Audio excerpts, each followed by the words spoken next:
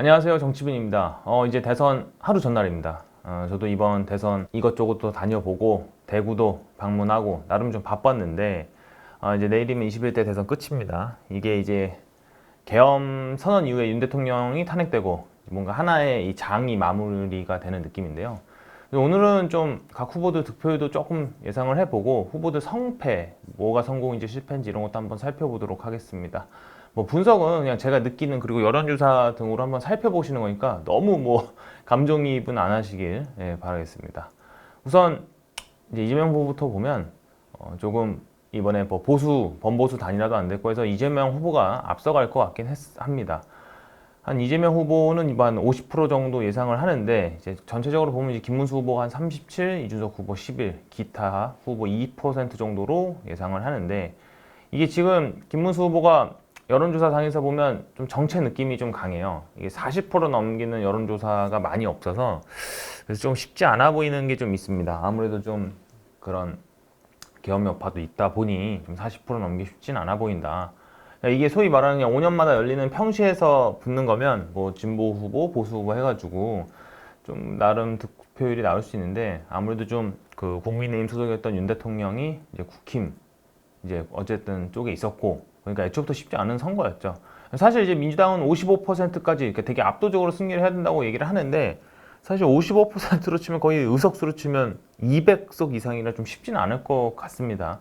이번에 어쨌든 민주당이 역사상 최초로 50%를 받을 것 같은데 아무래도 진보 세력이 후보로 뭐 권영국 후보 정도 빼고는 등록을 안 했고 아무래도 표가 몰리겠죠. 그래서 이번에 투표율도 나쁘지 않을 것 같아서 50% 충분히 가능할 것 같습니다.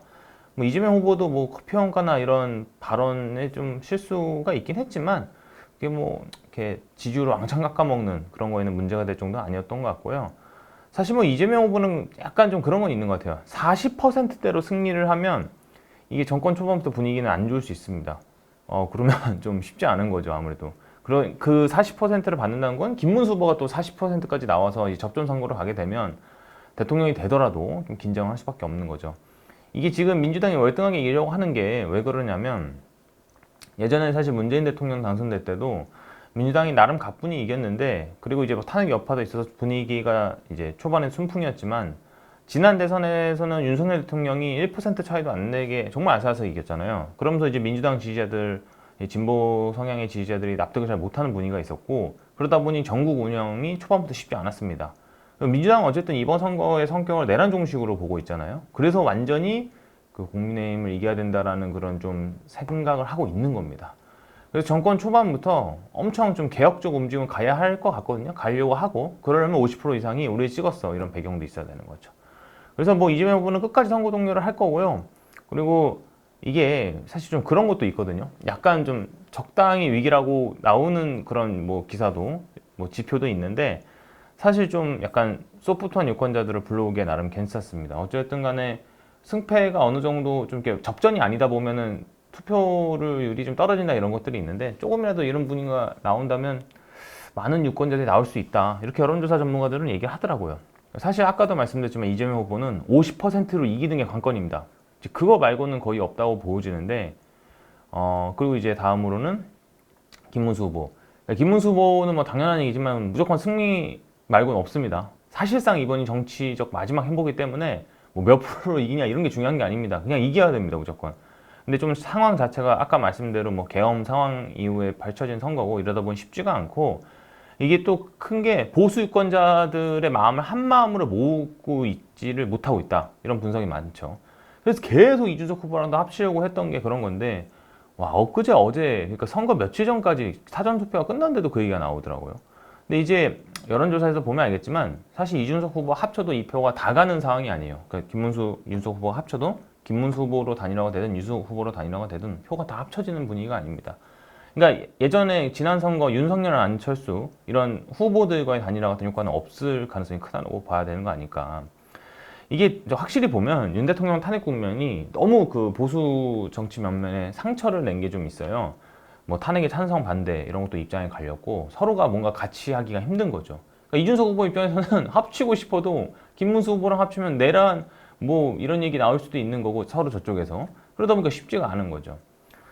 사실 이건 좀 나중에 다루려고 하는데 보수당은 이 선거 끝나고 나서 어떤 결과 나오든 정말 혹독한 시즌을 보내야 할 겁니다. 예.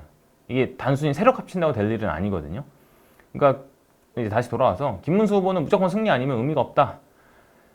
그리고 근데 이게 좀 어쨌든 쉽진 않아 보이지만 어쨌든 끝까지 투표를 독려해서 보험보수를 모아야 된다. 예, 좀 이런 측면이 있고요. 마지막으로 이준석 후보 얘기인데 사실 좀 여러 얘기를 되게 하고 싶거든요. 이준석 후보가 딱 떼어놔서.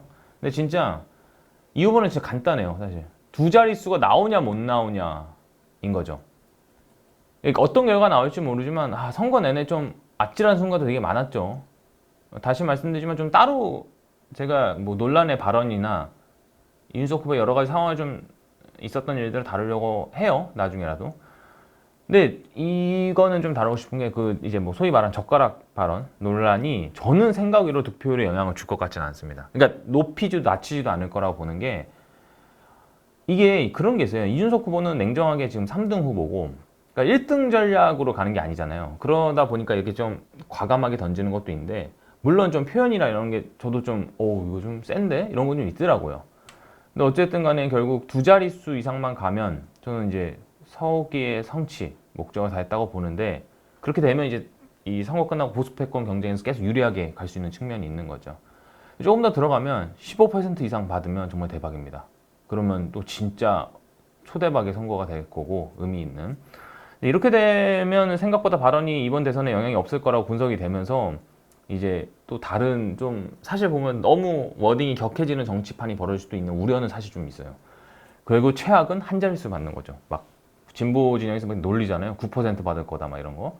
이게 사실 선거보전비 얘기를 하잖아요. 10%를 받으면 이제 쓴 돈의 절반, 15%를 받으면 이제 100%. 근데 그걸 떠나서 사실 되게 씁쓸해지는 거죠. 한 자릿수를 받는다면. 그러니까 3당 포지션에서 두 자릿수를 받는다는 게 엄청난 거거든요. 이게 차기 대권으로 또 가는 거고, 이거 야구로 치면 타율 2할 9푼 9리와 3할이 완전 다른 것처럼 한 자릿수와 두 자릿수는 다릅니다. 아까도 말씀드렸지만 이준석 후보 얘기는 좀 다음에 다뤄보도록 하겠습니다. 제가 오늘 뭐 여러 얘기를 했습니다. 뭐 제일 중요한 건 투표를 많이 하셨으면 좋겠고, 저는 항상 그런 게 있거든요. 뭔가 누군가를 정치판 욕하는 건 좋은데 좀 뽑아놓고도 욕하고 이런 게 중요하다. 뭐 다시 말씀드리지만 이거는 뭐 저도 그냥 제가 여론조사도 분석하고 그냥 현장에서 본 제 나름대로의 뇌피셜 이런 걸로 해본 거니까 뭐 득표율이 이렇게 나올 거다 이런 게 좀 엄청 공신력 있고 이런 건 아닙니다. 근데 제 나름대로 좀 재미를 주고 여러분들 좀 이해를 좀 돕기 위해서 한 거고요. 또 다음에 또 분석 기사 여러 가지 얘기를 또 찾아뵙겠습니다. 감사합니다. 정치민이었습니다.